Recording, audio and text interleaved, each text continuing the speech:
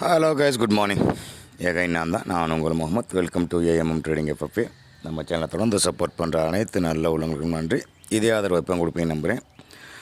So 29th September, அதாவது month எண்டோட கடைசி நாள்.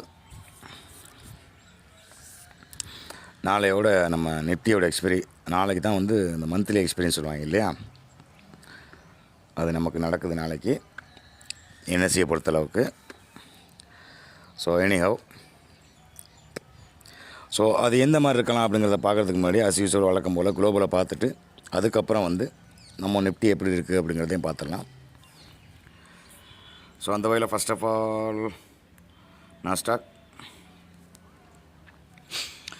சொல்லியிருந்தேன் இல்லையா, தொடர்ச்சியாக ஒரு 20 டேஸாக வந்து மேலே ஏறிட்டே இருக்காங்க. அதுக்கு அட்லீஸ்ட் வந்து இந்த ரீடெஸ்ட் வந்து 24,150க்கு கீழே போகாத வரைக்கும் நாஸ்டாக் கீழே போகாது. அங்கேருந்து மறுபடியும் சப்போர்ட் எடுத்துகிட்டு பூஸ்ட்டு கொடுத்து மறுபடியும் 25,500 வரைக்கும் ட்ராவல் பண்ணும்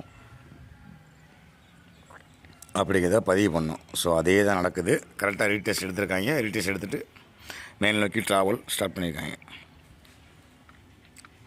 ஸோ இவன் எங்கே போய் நிப்பாட்டுவேன் அப்படின்னா 24,800 ஃபஸ்ட்டும், நெக்ஸ்ட்டு 25,033 அதுதான் செகண்ட் டார்கெட்டு. அந்த சேனலை உடைக்கிறது கொஞ்சம் கஷ்டம்தான், பட் உடச்சிட்டாங்க அப்படின்னா வேலை முடிஞ்சிடுச்சு. ஃபர்தர் வந்து மேலே போயிடும் Nasdaq. So tau Jones same வெறித்தனமாக 2 நாளில் வந்து இறங்கி அந்த ரீச் ஆச்சு 46,800 ரீச் பண்ணிட்டு மறுபடியும் வந்து மேல் நோக்கி ட்ராவல் பண்ண ஆரம்பித்தேன் வெறித்தனமான எஃபெக்டில். ஸோ அடுத்து மீண்டும் ஆல் டைம் ஹைக்கு சொல்லியிருந்தேன் இல்லையா, அந்த 46,650 அதுக்கு மேலே தான் வந்து வண்டி போய் நிற்கும். அதாவது ஃபைனல் வந்து 47,000 தான் ரவுண்ட் ஃபிகராக சொல்லணும்னா. அப்ராக்சிமேட்லி கரெக்டாக சொல்லணும் அப்படின்னா 46,960 அந்த ரேஞ்சு வரைக்கும் ட்ராவல் இருக்குது.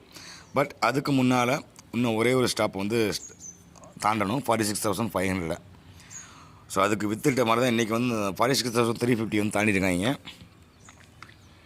ஸோ அதுவும் நடக்கும், பார்க்கலாம். கிப் நிஃப்டி சொல்லவே வேணாம், கரெக்டாக ட்ரெண்ட் லைனு எங்கேயும் பிசுறே தட்டலை, க்ளீனாக ட்ரெண்ட் லைன் டச் பண்ணி மேலேருந்து ஒரு சேனலை வந்து கம்ப்ளீட் பண்ணிட்டாங்க. ஸோ ஃபர்தர் அடுத்து உங்களுக்கே தெரியும், மீண்டும் சேனலோட மேல் நோக்கி போகும். இப்படியே ஜிக்ஜாக் மாதிரில் போயிட்டே இருக்குமா அப்படின்னா கண்டிப்பாக நம்மள அதான் ரூல்ஸு. அப்படி தான் போகும், அப்படி தான் போய் ஆகணும். ஒருவேளை மறுபடியும் கீழே வரணும் அப்படின்னா, மேலே போகணும் அப்படின்னா அதுக்கு ஒரு சின்ன ஒரு ஸ்டாப் ஒன்று இருக்குது கைஸ். அதாவது இந்த 25,120 இருக்கு இல்லையா, அதாவது ரவுண்ட் ஃபேராக சொல்லலாம் 150ன்னு வச்சுக்கங்களேன். இந்த 25,150க்கு மேலே அவன் க்ளோஸ் கொடுத்து கன்சிஸ்டன்சியாக ஓப்பன் பண்ணணும் நெக்ஸ்ட் டே.